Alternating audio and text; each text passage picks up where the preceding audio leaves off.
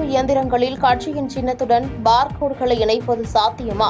வழிமுறைகளை ஆராயுமாறு தேர்தல் ஆணையத்திற்கு உச்சநீதிமன்றம் பரிந்துரை. இரண்டாவது, மூன்றாவது பெறும் வேட்பாளர்கள் விரும்பினால் இவிஎம் இயந்திரத்தின் மைக்ரோ கண்ட்ரோலர் கருவியை ஆய்வு செய்யலாம். 7 நாட்களுக்குள் கட்டணம் செலுத்தி விண்ணப்பிக்க வேண்டுமென உச்சநீதிமன்றம் தீர்ப்பு. மதத்தை வைத்து பரப்புரையில் ஈடுபடுவதாக பிரதமர் மோடிக்கு 6 ஆண்டுகள் தேர்தலில் போட்டியிட தடை கோரிய வழக்கு விசாரணையை வரும் திங்கட்கிழமைக்கு ஒத்திவைத்தது டெல்லி உயர்நீதிமன்றம். மக்களவைத் தேர்தலில் முன்னாள் பிரதமர் தேவகவுடா வாக்களித்தார். கர்நாடக மாநிலம் ஹாசனில் உள்ள வாக்குச்சாவடியில் வாக்கு செலுத்தி ஜனநாயக கடமையாற்றினார். மக்களவைத் தேர்தலில் கர்நாடக முதலமைச்சர் சித்தராமையா வாக்களித்தார். சாம்ராஜ் தொகுதிக்குட்பட்ட வருணா பகுதியில் உள்ள வாக்குச்சாவடியில் வாக்கு செலுத்தி ஜனநாயக கடமையாற்றினார். கேரளாவில் ஆலப்புழா தொகுதியில் வாக்களித்தார் நடிகர் ஃபகத் ஃபாசில். தேர்தல் ஆணையத்தின் முகவராக வாக்களிக்க வலியுறுத்தி வந்த நடிகர் டோவினோ தாமஸும் திருச்சூர் தொகுதியில் தமது வாக்கை பதிவு செய்தார்.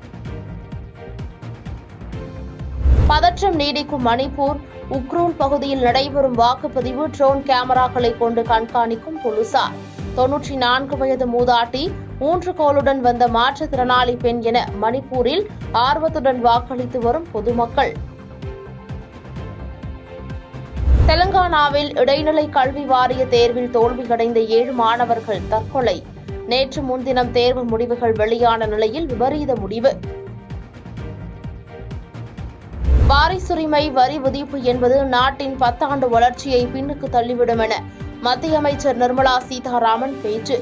நாட்டு மக்கள் மோடியை தொடர்ந்து பிரதமராக்க விரும்புவதாகவும் பேச்சு. சேலத்தில் அதிமுக சார்பில் அமைக்கப்பட்டிருந்த நீர்மோர் பந்தலை திறந்து வைத்தார் அக்கட்சியின் பொதுச் செயலாளர் எடப்பாடி பழனிசாமி.